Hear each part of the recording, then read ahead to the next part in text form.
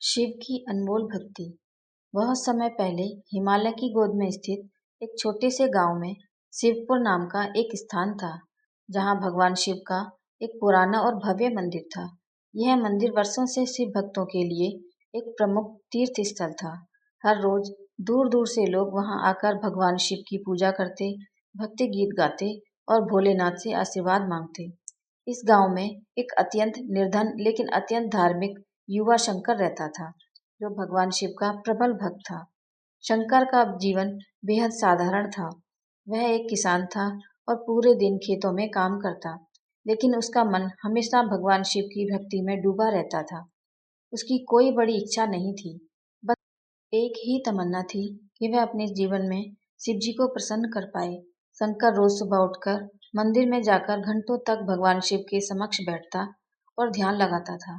उसके पास भगवान को चढ़ाने के लिए कोई मूल्यवान चीज नहीं थी, सिर्फ उसकी निस्वार्थ भक्ति और सच्चा हृदय ही भगवान के चरणों में समर्पित था। गांव के लोग उसकी स्थिति देखकर हैरान होते थे। वे कहते, शंकर, तुम इतनी मेहनत करते हो, फिर भी तुम्हारे पास कुछ नहीं है। क्या तुम्हें भगवान से कुछ नहीं चाहिए? शंकर मुस्कुराते हुए कहता, मुझे भगवान शिव से केवल उनकी भक्ति चाहिए। जब शिव स्वयं मेरे साथ हैं, तो और किसी चीज की क्या जरूरत। एक दिन गांव में एक बड़ा उत्सव था, महाशिवरात्रि। पूरे गांव में पूजा अर्चना और भक्ति का माहौल था। मंदिर को बड़े धूमधाम से सजाया गया और गांव के सभी लोग वहां आकर भगवान शिव की पूजा करने के लिए उमड़ पड़े। लोग महंगे प्रसाद, फूल और अन्य चढ़ावे लेकर आए। शंकर के पास कुछ नहीं था, लेकिन उसका मन भगवान को कुछ अर्पित करने की इच्छा से भरा हुआ था। उसने अपनी छोटी सी झोंपड़ी के बाहर एक बेल के पेड़ से कुछ बेलपत्र तोड़े और सोचा, भगवान शिव को बेलपत्र अत्यंत प्रिय है, मुझे तो बस यही देना है। शंकर मंदिर पहुंचा और जब उसने देखा कि लोग कीमती वस्त्र, आभूषण और तरह तरह के पकवान भगवान के चरणों में अर्पित कर रहे हैं, तो वह थोड़ा झिझकने लगा। उसे लगा कि उसके पास तो सिर्फ साधारण बेलपत्र है, शायद भगवान उसे स्वीकार नहीं करेंगे। लेकिन फिर भी उसने अपने मन की बात सुनी और बेलपत्र लेकर भगवान शिव की मूर्ति के सामने पहुंच गया। उसने अपनी आंखें बंद की और सच्चे मन से भगवान शिव का ध्यान करते हुए बेलपत्र शिव जी को अर्पित कर दिए। जैसे ही उसने बेलपत्र चढ़ाया, मंदिर के अंदर एक अद्भुत प्रकाश फैल गया। सभी लोग हैरान होकर उस प्रकाश को देखने लगे। अचानक मंदिर के गर्भगृह से एक दिव्य आवाज आई, हे शंकर, तेरी भक्ति ने हमें प्रसन्न कर दिया है। तूने जो सच्चे मन से हमें अर्पण किया है, वह अनमोल है।